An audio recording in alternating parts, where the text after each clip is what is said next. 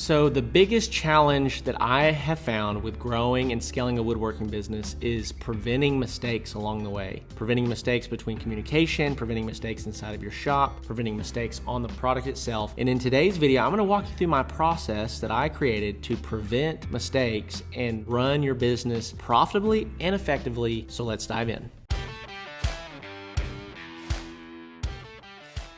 All right, well, welcome back to the channel. Welcome back to the podcast. As always, I'm glad that you're here. And if you are running a woodworking business and you're trying to scale it, you're trying to grow it, what you'll realize is the more volume that you have, the more opportunity you have to screw stuff up, right? And so in today's video, I'm gonna talk to you about my process for preventing mistakes inside of your woodworking business. Now, the number one thing that you gotta know is that most mistakes simply happen from a breakdown in communication. It means that somebody didn't learn or know what they needed to know to do what they needed to do, okay? And so if we think about this for just a moment, let's say that your business is fully built out. Let's say like Iron by Iron Woodworks is a pretty developed business. So we have a salesperson that deals with the client. Then we have a shop manager that talks and gives instructions to our entire shop. So when you have communication from the client to the salesperson is responsible for making sure that all that information gets written down in a location that the shop manager can see it. So generally speaking, that's the invoice. So you have desired wishes from the client to the salesperson, then you have communication from the salesperson to the shop manager, and then you have communication from the shop manager to the employees that are building the product. Then that finished product has to match the expectations and hopes and desires of the client, right? So we have 3 to 4 different chains of communication that have to remain really accurate and have to remain really detailed along the way. And so there are a few things that we've done to make sure that this happens, or at least have the systems in place for it to happen. I'll be completely honest, this was not always perfect. This was where most of your frustration, most of my frustration came inside of my business, was just breakdowns in communication. So one thing is that, number one, from the client to the salesperson, everything gets written down on the invoice inside of QuickBooks. This is where the actual document that the shop manager is going to pull lives and breathes. Now, it's very easy to sometimes just jot things down like on a notebook or even on a printed out copy of that invoice, but the reality is that unless the shop manager gets that printed out copy of that invoice that have the handwritten notes on it, they're not going to get all the information salesperson got. Now, the second thing here is that we always call and we double check with the client on all the details of the order before the order goes into production.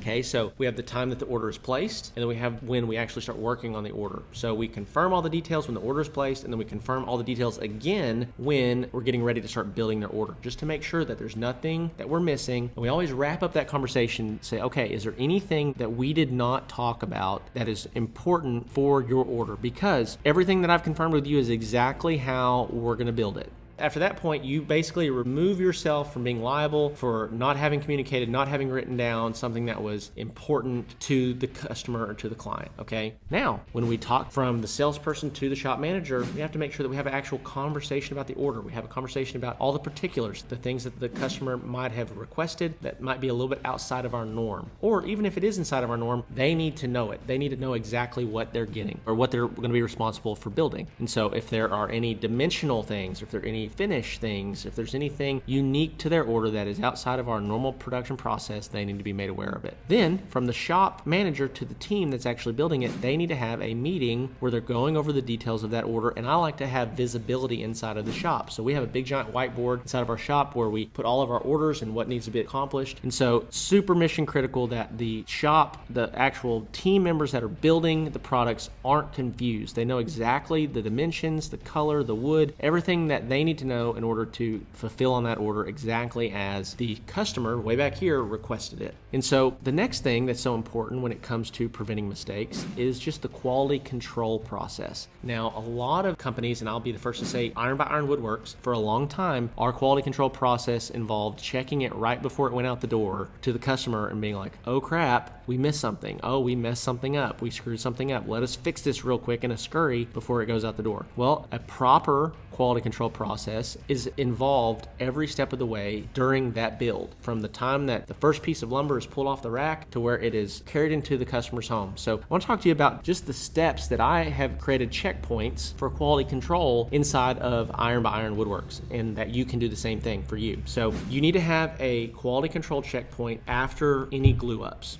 So when your team members, or even you, for example, you're building tabletop, you're building the base, you're building your pieces of custom furniture, whatever it may be, before you start sanding on it, you need to make sure that, number one, the dimensions are cut correctly. You need to make sure that you alternated the grain. You didn't use wet wood. There's several different checkpoints inside of each of these that you need to confirm and make sure that we're catching any mistakes earlier in the process, as opposed to getting completely done and being like, oh man, we did this thing wrong way up here in the process when we built it, right? So we want to make sure we're checking after the glue up. So after the bases are built, after the tops are built, we're confirming and checking, making sure that everything is exactly as it should be on the invoice, right? So number two, after you sand and prep it for finish work. And so after you've glued everything up and then it goes to the next team member, or maybe let's say that you're a one-man crew, but you're sanding and prepping everything for stain and paint, you need to make sure that I don't have any swirl marks in my wood. I need to make sure that everything is actually sanded. Like a lot of times you'll just miss spots, right? It's very hard to touch every single inch of a piece of furniture. But if you don't take time and have a quality control process at this checkpoint, you're gonna have a bad product, okay? Then after stain and paint has been applied, but finish hasn't,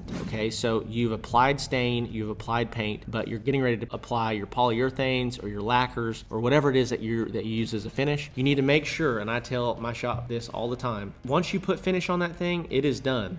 We're not scraping all that finish off. We're not resanding it all. That is a nightmare. So we need to make sure that when we have a product that's going into the finish area, that it is absolutely perfect before we start spraying on it. It is exactly what we want, because as soon as you put that first coat of lacquer on it, it's going to be extremely difficult to make any changes to that product. So after stain and paint, but before finishing, and then once you're completely done, having a final quality control checklist. Once it's completely done, it's getting ready to go out the door to the customer, okay? All in all, this is my process for preventing mistakes inside of my woodworking business. Now, if you are trying to scale your woodworking business, you know that this is a big challenge. You're gonna make mistakes, you're gonna have miscommunications with clients, and so you need to make sure that you are implementing these things along the way. So we're trying to prevent two things. So number one is miscommunications, and so we have checkpoints, and I talked about that from the customer to the salesperson to the shop manager to the employees. We talked about having checkpoints all along the way and what that process looks like, but then also quality control, having quality control checkpoints from the time that you start the build to when the build is completely finished and it is perfect before it goes out to the customer. So with that being said, guys, if you're trying to grow your woodworking business and you're trying to grow a production style woodworking business, be sure to check out the Woodworking Business Accelerator program. It's in the description below. And then if you're just looking for a free resource, the best thing I can give you is the ebook that I wrote, the Handmade Business Secrets ebook. It's just under 100 pages long, and it will be highly beneficial to you if you're trying to get some traction, figuring out the business principles that you need to actually scale and grow your woodworking business. It's free to you. Check that out below as well. With that being said, I love you all. Thank you for your time and your attention. If you haven't subscribed, what are you doing? Go subscribe, and I'll see you in the next video.